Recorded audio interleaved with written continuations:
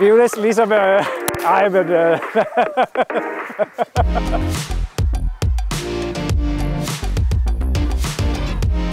Jeg hedder Flemming og er formand for Aarhus Fremad Atletik. Nu er det sådan, at vi har nogle meget ydmyge forhold i øjeblikket.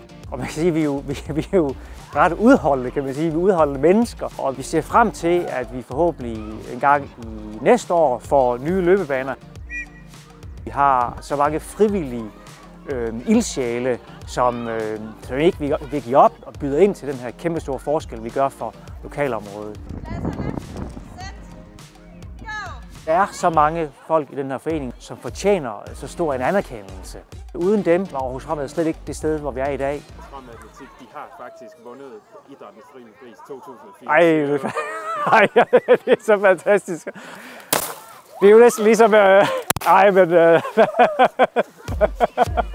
Tillykke! Ja, tusind tak for tak for indsatsen. Det her er jo en kæmpe anerkendelse for det store stykke arbejde, som jeg tror næsten alle vores medlemmer faktisk er med til at gøre det stykke arbejde.